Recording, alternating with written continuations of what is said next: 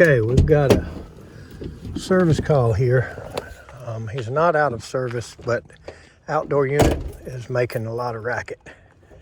Loud noise coming from the outside unit. Let's see what it is. Okay, neither one of these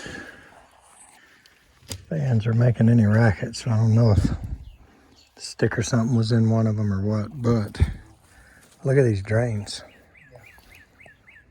Covered up.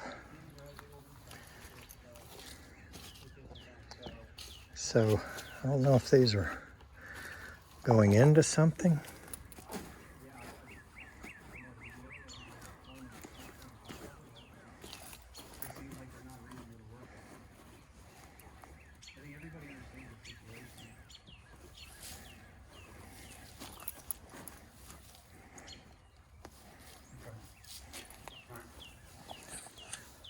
There's no way we can do anything. What the hell is this?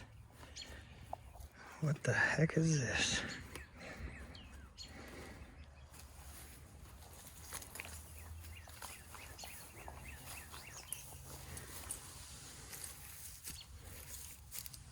Yeah.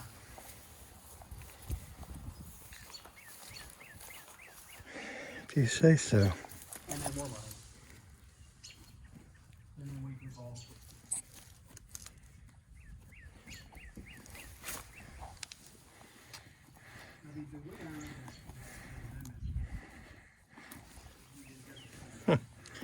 It's not even connected.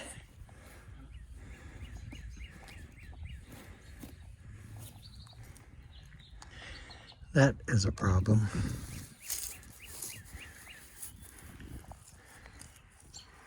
Gosh, I don't know why people try so hard to get water away from the foundation. It's just so stupid.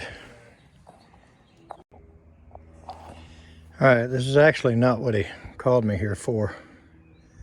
Maybe there was a stick in one of these fans, or I don't know. They're straight air, so wouldn't have been ice or anything running in the heat mode. But I pointed this silliness out to him, and he agreed that whatever the previous homeowner did just seems to be illogical and unnecessary. So we're going to straighten it out right quick. So obviously we don't carry any tools like this around, so the homeowner had this in his garage. All right, so we'll leave it like that. Throw away all that pipe, or I don't know, maybe he can use it for something someday, but that's the extent of what I think should be there.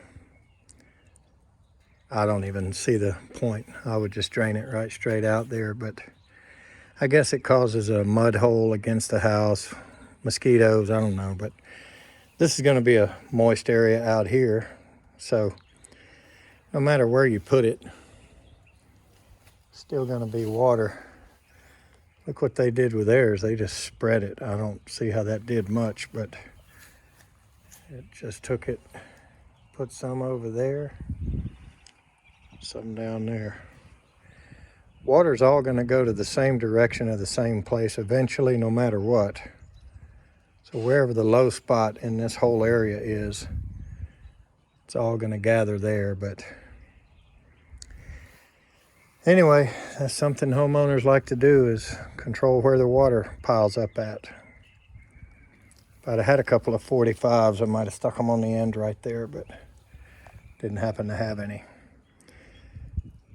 So he's going to have us come back when it's really hot and get these things under a load and test them out real good, service them, check them, maybe clean the coils if they need it. Yeah, don't look too bad.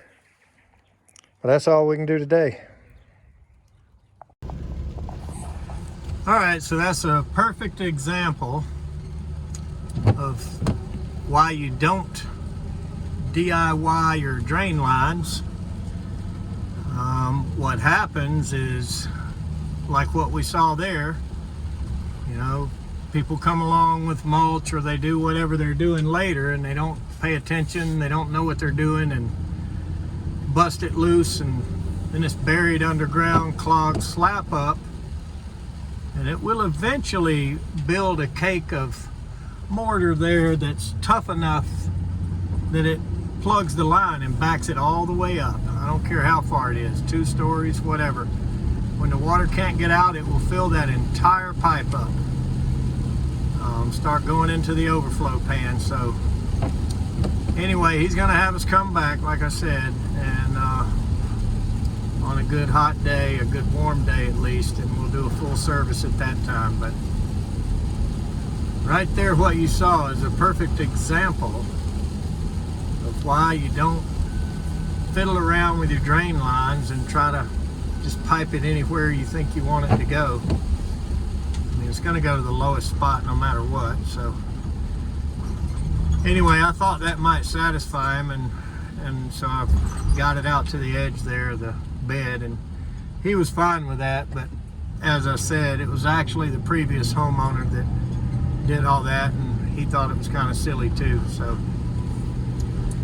anyway, moral of the story is, don't do what you don't know how to do.